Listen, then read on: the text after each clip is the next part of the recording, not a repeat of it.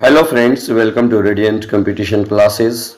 आज हिस्ट्री के सीरीज को आगे बढ़ाते हुए मैं आप लोगों के समक्ष मौर्यों की उत्पत्ति कैसे हुई इसके संदर्भ में बात करेंगे। तो चलिए दोस्तों स्टार्ट करते हैं। चंद्रगुप्त मौर्य की जाति एवं उसका वंश विवादास्पद विषय है। आज तक जो है चंद्रगुप्त मौर्य का जाति क्या है, उसका वंश क्या है, ये विवादास्पद विषय है, क्योंकि वो चाणक्य के द्वारा जो है उसको लाया गया था। अब इसलिए वो चरवाहा था, तो उसमें नेतृत्व क्षमता का देखा कि इसमें बहुत ज़्यादा नेतृत्व क्षमता है, तो उनको ला करके यहाँ का शासक बनाया गया था। उनको इस तरह का सींचा गया था चाणक्य के द्वारा। तो चलिए देखते हैं। ब्राह्मण परंपरा के अनुसार ये शूद्र है, मूरा नामक स्त्री से उत्पन्न है। महावंश यानी बौद्ध साहित्य के अनुसार ये क्षत्रिय है। गोरखपुर में मौर्य नामक क्षत्रिय कुल से है। परिशिष्ट पर्वन कहते हैं कि ये मोर पालक का पुत्र है। मुद्रा राक्षस कहता है शूद्र वंश से उत्पन्न ये वृषल का है। राजपूताना का विजिटियर कहता है कि ये राजपूत है। अब हम लोग देखते हैं राजनीतिक इतिहास। यानी चंद्रगुप्त मौर्य 322 से 298 ईस्वी पूर्व के बीच शासक हुए थे। चंद्रगुप्त एक स्वेच्छाकारी शासक था और सारे अधिकार अपने ही हाथों में रखे थे। यानी ये स्वेच्छाचारी शासक था और सारे अधिकार अपने हाथों में रखे थे। 305 ईस्वी पूर्व में चाणक्य की सहायता से ये चंद्रगुप्त मौर्य ने पंजाब प्रांत के यूनानी गवर्नर यूडेमस एवं सिकंदर के उत्तराधिकारी सेल्यूकस को पराजित किया था। देखिए, पंजाब के यूनानी गवर्नर का क्या नाम था? यूडेमस। और सिकंदर, ये दोनों के उत्तराधिकारी जो है ये सेल्यूकस को भी पराजित किया था, याद रख लीजिएगा। उसके बाद संघर्ष के बाद संधि की शर्तों के अनुसार चंद्रगुप्त मौर्य को हेरात, कंधार, काबुल एवं मकरान के प्रदेश प्राप्त हुए थे और चंद्रगुप्त ने 500 हाथी सेल्यूकस को उपहार में दिए थे। अब देखिए चंद्रगुप्त मौर्य के अन्य नाम ये सेंडोकॉट्स, स्ट्रेबो, एरियन और जस्टिन के ग्रंथों में इसे सेंडोकॉट्स कहा गया है। आप इसे भी नोट करके रखिएगा शॉर्ट नोट्स में। उसके बाद एंडोकॉट्स किसने कहा? प्लूटार्क। और चंद्रगुप्त को जो है ये एंडोकॉट्स चंद्रगुप्त प्लूटार्क का जूनागढ़ अभिलेख में इसकी जानकारी मिलती है।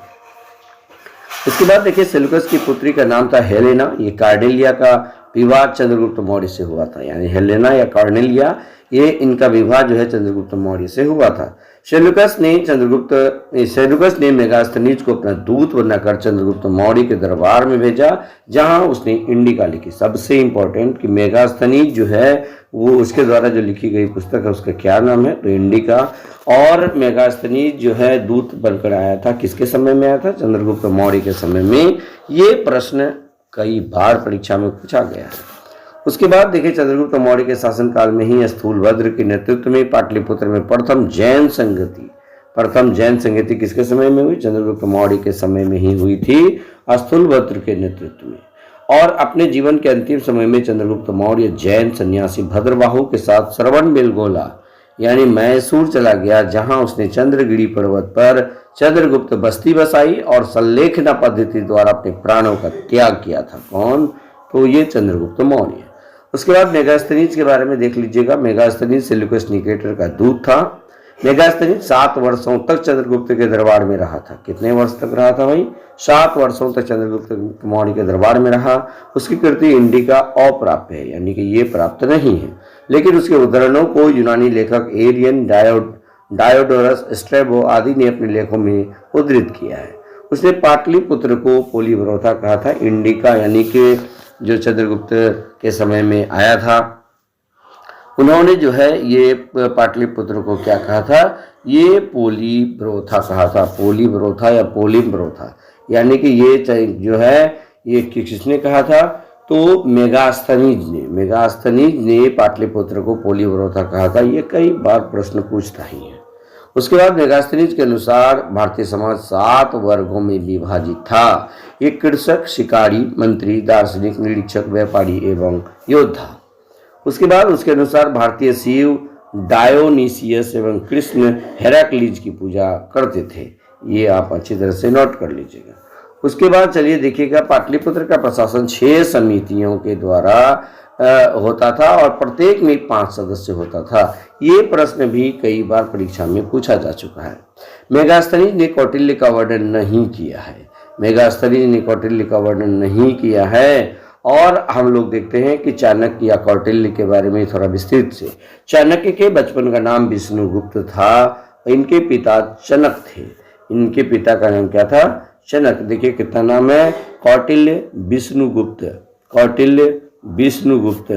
और आप लोग ये इसके 3 नाम है, चाणक्य, कौटिल्य और विष्णुगुप्त, ये तीनों नाम हैं, आप याद रखिएगा।